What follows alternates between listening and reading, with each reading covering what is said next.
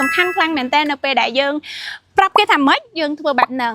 ចាយើងប្រាប់ថាសេវាកម្មយើងល្អបែបនេះសេវាកម្មយើងល្អបែបហ្នឹងយើងប្រាប់ថាផលិតផលរបស់យើងគឺបែបណាគឺបែបហ្នឹងកុំនិយាយលើសពេកហើយក៏កុំអត់បានឲ្យគេដឹងថាគុណតម្លៃរបស់យើងបែបណាអញ្ចឹងមិនមែនគ្រាន់តែលក់ទេប៉ុន្តែគឺការបង្ហាញអំពីគុណតម្លៃខ្លួនឯងឲ្យបានកាន់តែច្រើនគឺកាន់តែល្អតិចក្តីច្រើនក្តីបន្តគឺធ្វើឲ្យគេដឹងថាអាជីវកម្មរបស់យើងនៅលើទីផ្សារនៅតែមានដំណើរការហើយបច្ចុប្បន្ន Digital Marketing គឺដើរតួនាទីយ៉ាងសំខាន់នៅក្នុងការធ្វើឲ្យគេស្គាល់យើងធ្វើឲ្យគេស្គាល់យើងថ្មីហើយធ្វើឲ្យអ្នកចាស់ហ្នឹងក៏គាត់នៅតែរកយើងឃើញថាការអតិជនចាស់របស់យើងនៅយូរឆ្នាំណាស់ស្រាប់តែគេចង់មករកកន្លែងយើងទៀតគេអត់ដឹងថាអូនៅដំណើរការទៀតអត់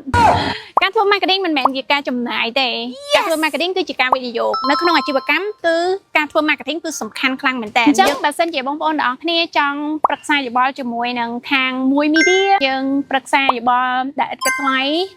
បង្ហាញអំពីគុណតម្លៃរបស់យើងអ្វីដែលយើងអាចជួយបានមិនមែនយើងអាចជួយបានគ្រប់យ៉ាងទេប៉ុន្តែយើងនឹងព្យាយាម